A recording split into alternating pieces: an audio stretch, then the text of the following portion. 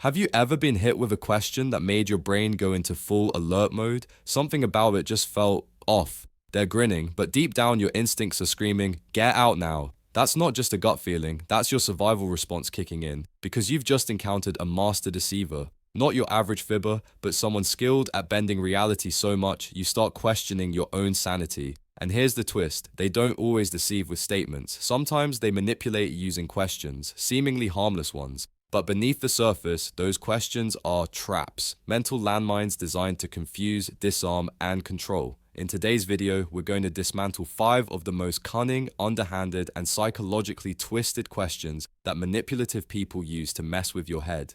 Spotting them early can save you time, energy, self-respect, and occasionally even your finances. It doesn't matter whether it's a two-faced friend, a controlling ex, a sketchy supervisor, or some random person asking you odd things on a dating app. Some questions aren't questions. They're red flags dressed in politeness. This isn't about becoming paranoid, it's about sharpening your awareness. Because when you start recognizing the script, you stop getting fooled by the performance.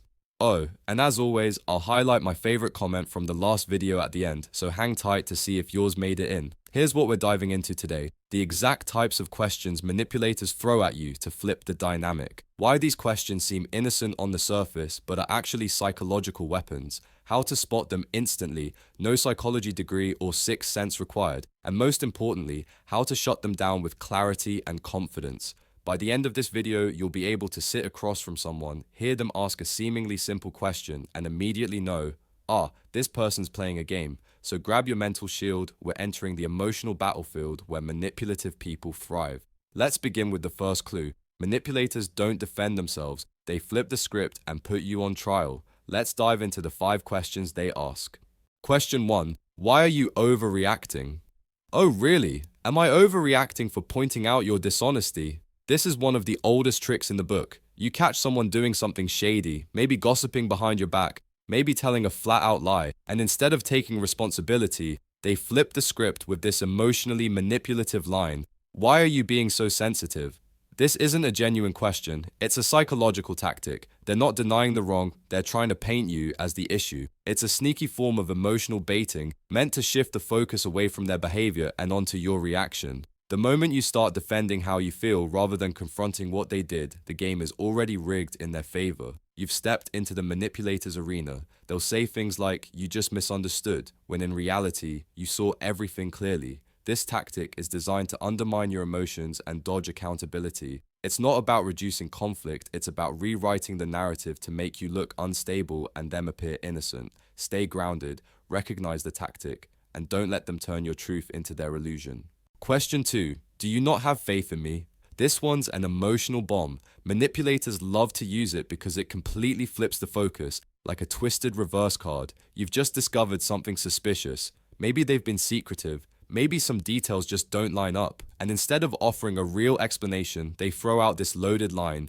Do you even believe in me? Make no mistake, this is emotional manipulation masked as openness. It puts you on the defensive, pushing you to prove your loyalty instead of addressing their shady behavior. Suddenly, it's not about their actions, it's about your supposed lack of faith. But here's the truth. If someone is genuinely dependable, they don't need to question your trust. They earn it through consistent honesty, transparency, and responsible behavior, not by dodging blame and playing the wounded hero. If they have to ask while avoiding the issue, your doubt is justified. Trustworthy people don't beg for trust, they embody it. Question 3. So, what do you expect me to say? Oh, I don't know. Maybe something honest? This question is so calculated it should come with a caution sign. Here's how it works. Instead of taking responsibility, they pretend to be clueless. They act lost, overwhelmed, or too emotionally drained to respond properly. Translation? I know I messed up, but let me flip the guilt onto you for calling me out.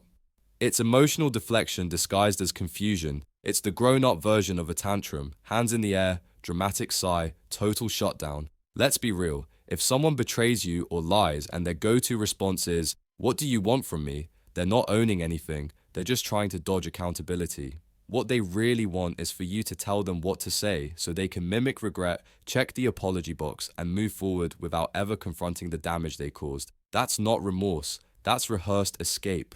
Question 4. Can we just forget about this already? No, we can't skip ahead while you dodge owning your actions. Manipulators hate being confronted, especially when the truth starts showing through their carefully crafted persona, so they rush to shut things down with a quick, let's move on. But real healing doesn't mean ignoring the damage. Skipping responsibility is emotional avoidance, not growth. They want resolution without reflection, comfort without apology, peace without effort. And let's be clear, you're not here to offer forgiveness on demand. You're not a walking welcome mat. You're a person who deserves honesty, not shortcuts. Question 5. Are you seriously going to give up everything because of this? This is the emotional bomb manipulators throw when they sense their illusion crumbling. They spin the narrative to make you seem like the villain for daring to confront their deception. They might even add fake emotion, shaky voices, or watery eyes, making it seem like you are the one ruining everything. But this isn't about love or repair, it's about control. This question is a carefully disguised guilt trap aimed at making you second-guess your standards. Here's the truth. If staying with someone means abandoning your self-respect, that cost is too high. Let's break it down.